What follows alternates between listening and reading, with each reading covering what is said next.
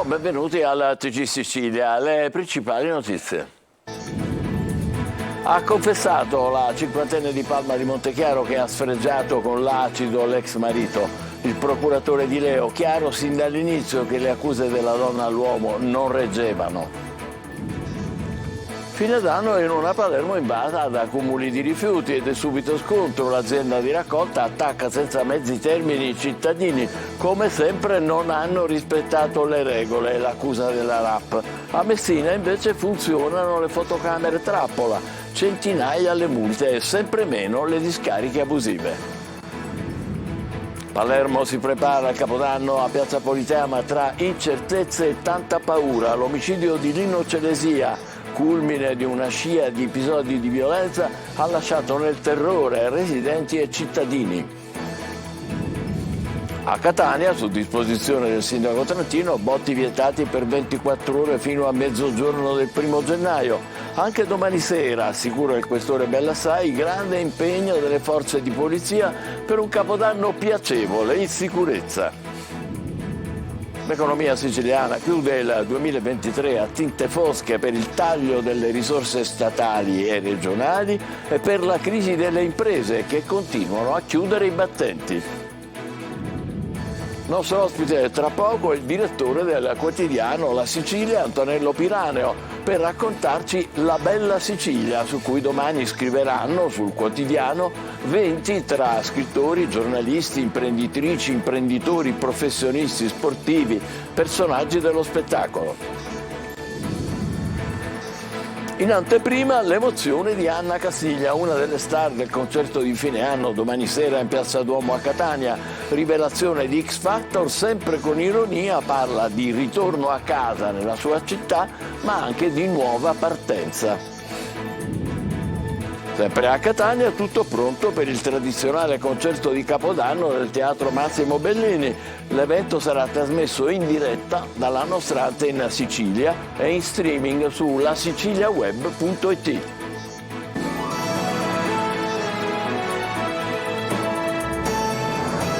Bentrovati, come dicevamo ha confessato la cinquantenne di Palma di Montechiaro che ha sfregiato con l'acido l'ex marito. La donna naturalmente rimane in carcere. Davide Sardo.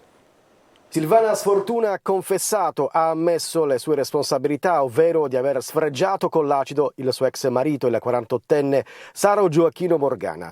La cinquantenne di Palma di Montechiaro ha risposto alle domande del GIP del Tribunale di Agrigento, Micaela Raimondo, che aveva firmato l'ordinanza di custodia cautelare in carcere. Silvana Sfortuna ha confessato anche di aver finto di essere stata lei la vittima dell'aggressione. La donna ha tentato di giustificare il movente, avrebbe sfregiato il marito per vendicarsi delle violenze subite. Già ieri durante la conferenza stampa in questura il procuratore Giovanni Di Leo aveva parlato di vicenda abbastanza chiara con prove inconfutabili. Non ho mai visto una donna aggredita con l'acido che ha lesioni tutto sommato limitate e superficiali e l'aggressore viceversa fisicamente distrutto. Adesso la procura verificherà compiutamente ogni circostanza narrata dalla donna attualmente in carcere per dare così conferma a movente e dinamica del grave fatto di cronaca. Palermo è invasa dai rifiuti nel bel mezzo delle feste, cumuli di spazzatura in diversi quartieri. La RAP si difende e accusa i palermitani non hanno rispettato le regole come sempre. Marco Gullà. Palermo invasa dai rifiuti. Durante le giornate di Natale ad essere attivi erano soltanto il 50% degli operatori della RAP, azienda partecipata che si occupa della gestione dei rifiuti del capoluogo, condizione che ha praticamente rallentato nettamente la raccolta della spazzatura. Così diversi quartieri del capoluogo siciliano sono totalmente invasi dall'immondizia, come vediamo appunto da queste immagini. All'interno dei cassonetti e tutto intorno c'è di tutto, dai classici sacchi agli ingombranti, ma anche materassi e mobili abbandonati.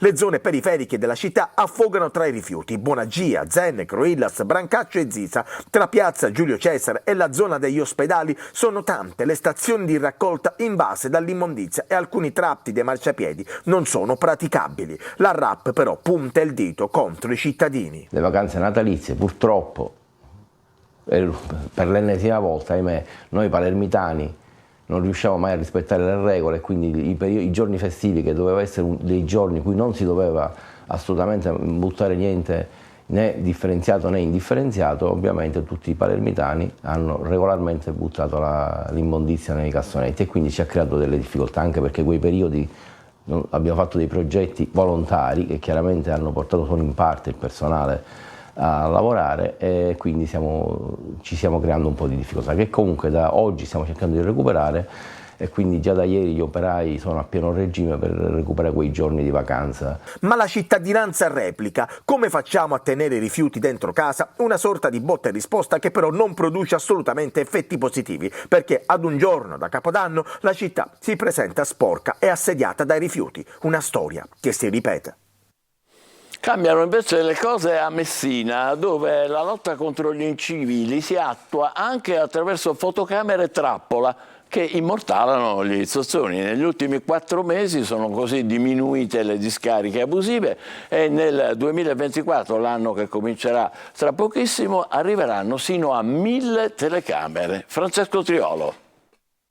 Che Messina abbia avviato da tempo una battaglia contro gli zozzoni è cosa risaputa, ma negli ultimi 4 mesi dalle parole, dagli annunci si è passati ai fatti. Messina, servizi, Polizia Municipale e Metropolitana hanno messo in campo una campagna per scovare chi ancora non si rassegna alle regole della differenziata e continua ad abbandonare i propri rifiuti, inquinando e sporcando la città. Un progetto con l'impiego di 60 fototrappole che hanno immortalato lanci del sacchetto dalle auto, cittadini che abbandonavano rifiuti e quelli che piuttosto che andare nelle isole ecologiche preferiscono mettersi in auto e raggiungere i Colli Sarrizzo per gettare la propria spazzatura piuttosto che differenziarla.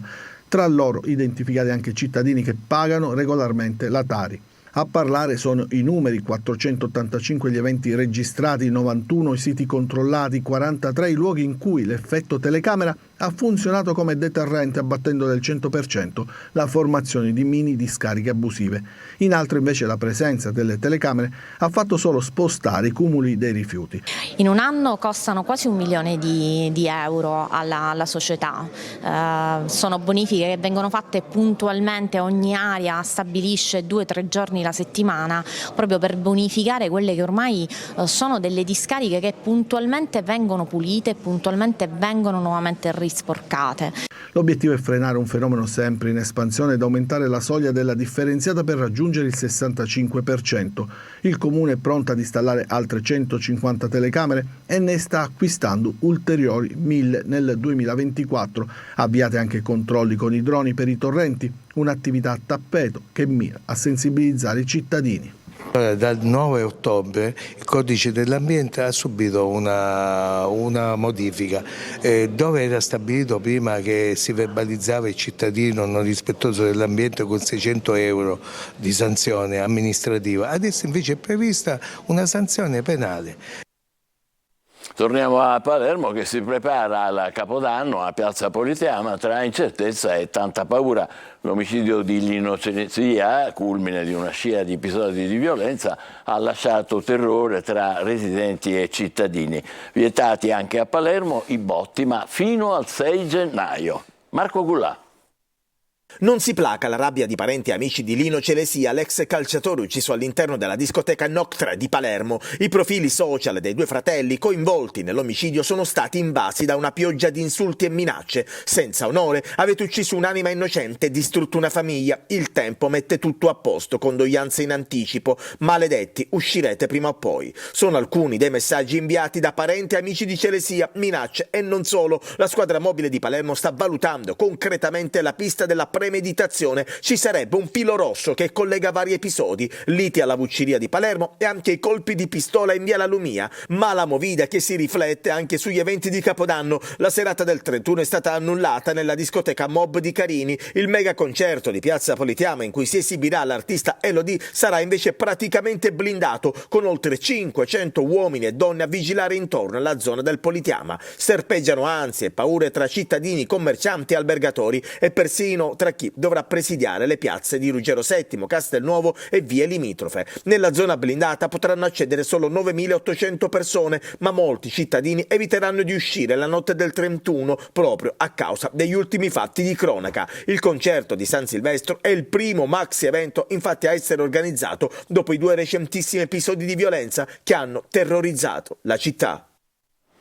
Capodanno a Catania con l'obiettivo sicurezza, con la polizia in prima linea. Il questore di Catania invita alla cautela, mentre il sindaco Trentino vieta botti e fuochi d'artificio fino a mezzogiorno del 1° gennaio. In queste ore si susseguono i sequestri di petardi illegali. Tonino De Mana. Esserci sempre al servizio della gente, per la gente e in mezzo alla gente, come l'atteso pienone ed il conseguente servizio d'ordine imponente per il Capodanno in Piazza Duomo. Il questore di Catania, Giuseppe Bellassai, passa in rassegna un anno di attività elencando le principali operazioni di polizia, da catena spezzata a doppio petto, senza dimenticare blitz, minivaganti e sottotraccia, ma è già concentrato sul lavoro che attende la polizia nelle prossime ore, in vista della notte più movimentata dell'anno. Il centro storico di Catania sarà invaso da migliaia di persone e per alcune ore sarà come rivivere la festa di Sant'Agata. Abbiamo previsto un piano straordinario di controllo del territorio. Ci sarà una giornata del tutto particolare perché c'è il concerto di fine anno che ci vede impegnati già da qualche tempo, per cui è stato già effettuato un comitato per l'ordine e la sicurezza in prefettura, molti tavoli tecnici, molti sopralluoghi. E anche la notte dei botti, tanto pericolosi quanto temuti, specie quelli non autorizzati o cosiddetti artigianali, e il pensiero corre alla bomba scudetto che rievoca l'impresa del Napoli dello scorso campionato, un ordigno dall'elevato potenziale esplosivo. Bisogna dirlo, sono comunque dei prodotti pericolosi che possono provocare dei gravi danni anche all'incolumità delle persone, che vanno approcciati quindi con grande attenzione. E scendono in campo gli artificieri con un vademecum per utilizzare prodotti pirotecnici in sicurezza, consultabile anche sul sito della polizia. Intanto si susseguono i sequestri a Catania e in tutte le province dell'isola, e al fine di prevenire ed eliminare gravi pericoli per l'incolumità pubblica, il sindaco Enrico Trentino ha firmato un'ordinanza che vieta botti e fuochi d'artificio dal 31 dicembre fino a mezzogiorno del 1° gennaio. Per i trasgressori sono previste multe da 100 a 500 euro. Facciamo due conti. L'economia siciliana chiude il 2023 a tinte fosche, perché da un lato c'è il taglio delle risorse statali e regionali e dall'altro la crisi di lavoratori e imprese che in Sicilia continuano a chiudere i battenti. Il servizio è di Luca Ciliberti.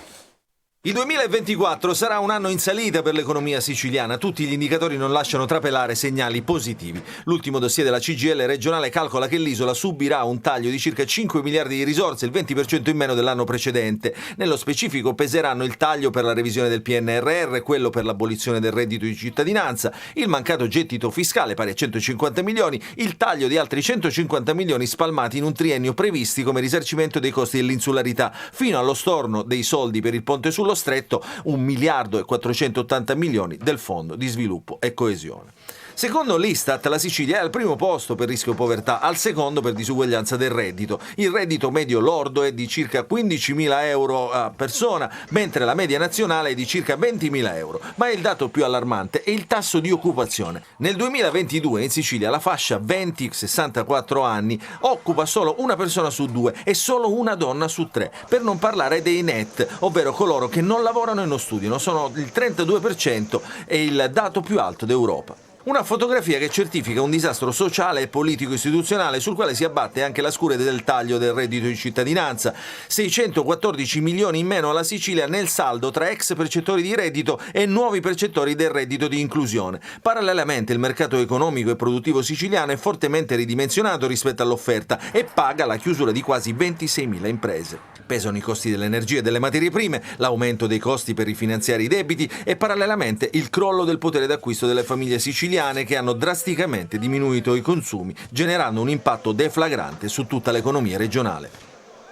Adesso in diretta diamo il benvenuto al direttore del quotidiano La Sicilia, Antonello Piraneo. Grazie per essere qui, buongiorno a te. Grazie a voi dell'invito. Allora, anzitutto la nostra bella Sicilia, con cui scriveranno domani sul tuo quotidiano 20 tra scrittori, giornalisti, imprenditrici, imprenditori, professionisti sportivi, personaggi dello spettacolo, un parterre vastissimo. Io ne nomino, mi scuseranno gli altri perché 20 sono davvero tanti, a Stefania Auci, naturalmente reduce del grandissimo grandissimo successo dei Leoni di Sicilia, a Giuseppe Ayala, a Massimo Brai, a Antonino Calabrò e poi ancora Denise Zaxongo, che è la prima avvocata africana d'Italia, Paolo Valentino, Marina Valensise, Giuseppe Tornatore, che tutti voi naturalmente conoscete. C'è, direttore, un criterio con i quali hai scelto questi 20 personaggi?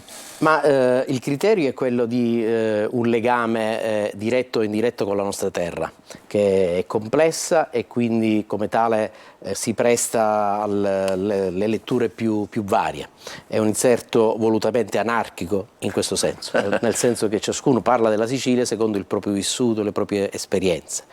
E quindi è un campionario di previsioni, nessuno di loro ha la palla di vetro, chiaramente, nessuno di noi ha la palla di vetro, ma tutti hanno questa percezione dell'isola com'è e dell'isola come potrebbe essere a partire dal 2024. Per un cambiamento strutturale non bastano 12 mesi, ovviamente, occorrerebbe un cambio culturale, uno scarto culturale, delle politiche economiche non contingenti legate a una finanziaria piuttosto che l'altra, ma a una visione di sviluppo più ampia. Noi proviamo, grazie a questi contributi autoriali diversissimi, fra loro proprio di intercettare e provare ad analizzare quale può essere il futuro dell'isola. Ne nomino alcuni altri: Laura Marinoni, Antonio Marras, Eginio Massari, Pasqualino Monti, Moni Ovadia, Gregorio Paltrinieri, Nicola Piepoli, Andrea Prete, Yolanda Riolo e gli altri ancora mi scuseranno se qualcuno l'ho dimenticato. C'è un elemento comune che salta fuori, direttore? C'è qualcuno che ti ha colpito in particolare? Allora, l'elemento comune è quello della convinzione che questa terra, noi controtitoliamo Una nessuna 100.000 sulla copertina dell'inserto, perché ripeto, una nessuna 100.000, la Sicilia è tante cose messe insieme.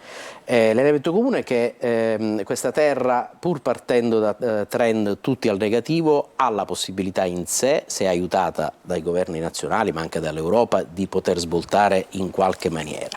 E tutto ruota attorno a degli asset, quello della cultura nel senso più ampio del termine, che significa anche turismo di qualità e non soltanto di massa, lo sviluppo economico delle imprese possibili, delle start-up e della baricentricità dell'isola, in un contesto geopolitico sempre mutevole, ma mette sempre più il Mediterraneo al centro di qualsiasi interesse economico e non soltanto. E quindi se si ricordassero gli altri che l'isola è assolutamente centrale nel Mediterraneo in questo contesto geopolitico, già questo potrebbe essere un elemento di sviluppo importante. Sono, direttore, se mi posso permettere, considerazioni tutte e tre estremamente interessanti, perché invece poi per quanto riguarda la realtà siciliana chiudiamo dal punto di vista economico quest'anno a tinte fosche, perché c'è stato il taglio delle risorse statali, ne abbiamo parlato in questi giorni, regionali, avete parlato anche voi naturalmente, e la crisi delle imprese che continuano purtroppo a chiudere i battenti in maniera impressionante.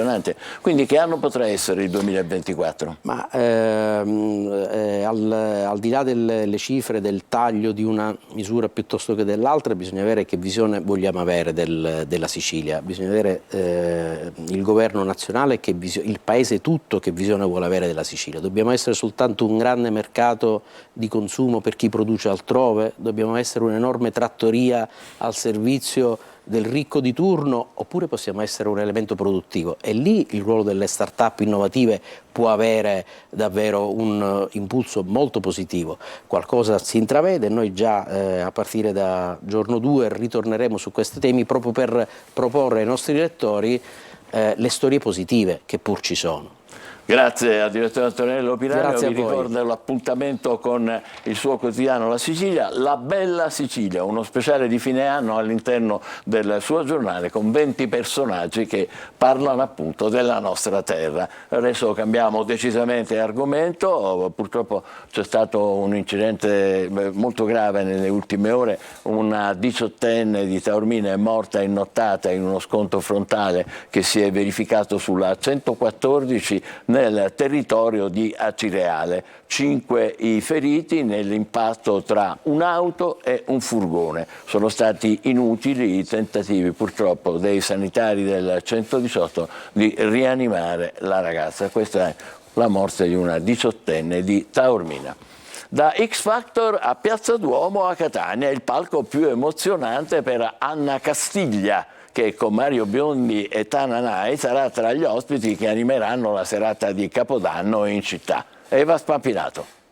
Sono una vittima eclettica e non escludo la politica, la musica, assoggettata dagli errori della fisica. Anna Castiglia, dal palco di X Factor al palco di Piazza Duomo a Catania per il tuo primo Capodanno da protagonista in piazza. Che lusso, possiamo dirlo, bellissimo. Per me è un ritorno a casa, quindi sarà bellissimo salutare Catania così. 25 anni appena compiuti, catanese doc, anzi Marcagliocciu, come direbbe suo padre, il più noto Giuseppe Castiglia. Anna è cresciuta a pane, musica e catanesità. Ma io mi sedio a fare puppetta. Che significato ha Io mi si Dio, che poi è una nostra espressione tipica? Ma io quando l'ho scritta volevo simboleggiare un po' un nostro atteggiamento di rilassatezza, a volte di... Cioè, questa frase la diciamo molto spesso proprio per indicare un po' anche di menefreghismo a volte, però io sto rivalutando veramente anche questo ultimamente, vedo tanta positività. Dopo anni di studi e gavetta a Torino, la grande vetrina del talent musicale X Factor e adesso il ritorno nella sua città, che sa di emozione e soddisfazione. Quello catanese ha un altro significato sicuramente, per me rappresenta comunque un punto d'arrivo, un lancio ma anche di partenza, cioè è un palco stupendo, è ancora più emozionante magari della TV o di un palco esposto come quello di X Factor. E non escludo la politica, la musica, mi hanno messo questa etichetta un po' della cantautrice vecchio stampo, che un po' mi spaventa perché non sono solo questo e non sono proprio la figlia di De André Guccini, però da un lato mi dà... Cioè, voglio sentirmi rappresentata da questa cosa perché lo fanno come complimento. È stato detto molto sull'ironia, le parole, il numero di parole, la velocità, quindi forse questo. E il 2024 sarà l'anno dei tour, dell'album e di tante altre novità in musica. Ma io mi senti...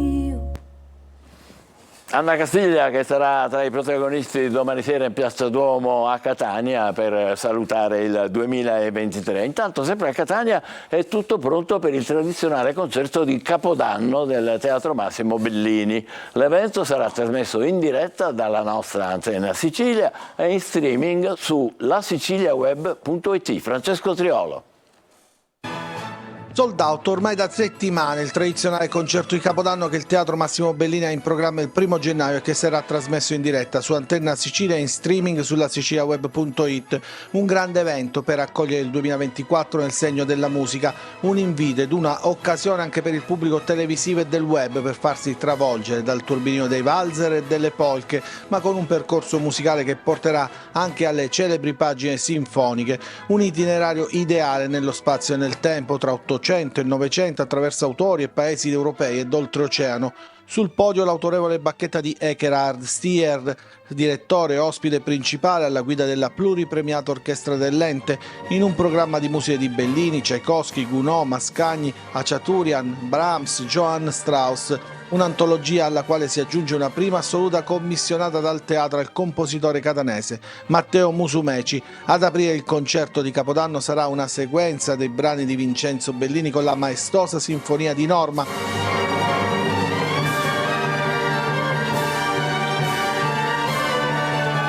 Quindi i valzer e le incursioni nel repertorio russo e nelle danze ungheresi. Il concerto avrà inizio alle 19 con collegamenti su Antenna Sicilia e la siciliaweb.it già dalle 18:30.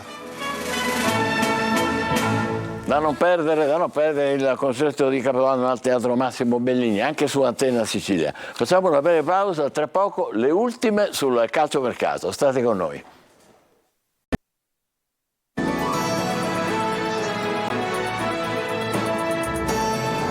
Rieccoci di nuovo insieme con il calcio. Dal 2 gennaio il mercato delle formazioni siciliane entrerà nel vivo e sarà possibile ufficializzare i primi trasferimenti, ambiziose Catania e Palermo, per centrare i rispettivi obiettivi stagionali. Ma sentiamo Sergio Colosi.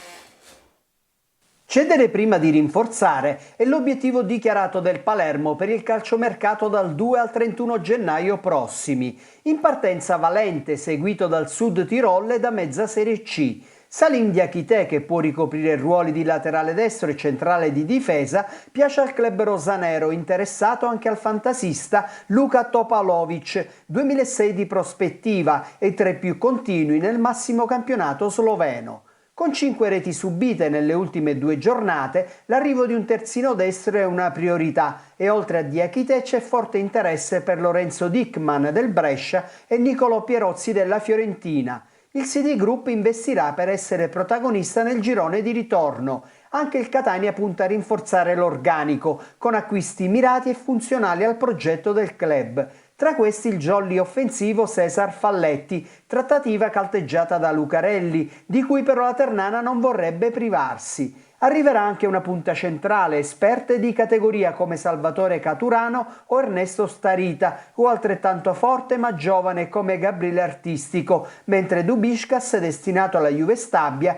raggiungerà ex compagni il direttore Matteo Lovisa, con lui già al Pordenone. Vicino il tesseramento di un altro big, Emanuele Cicerelli, che agirebbe in attacco sulla sinistra, al posto di un fin qui deludente Marsura. A De Luca è interessato il Siracusa, che ha già preso Sarao. Il Messina attende la riapertura del mercato per tesserare il giovane trequartista Leonardo Pedicillo, che si allena con i giallorossi. Si allontana invece la Vardera, mentre l'idea Rosafio può concretizzarsi se il giocatore, per ritrovare Modica, accetterà di ridursi l'ingaggio rispetto alle proposte più allettanti di Padova e soprattutto Novara.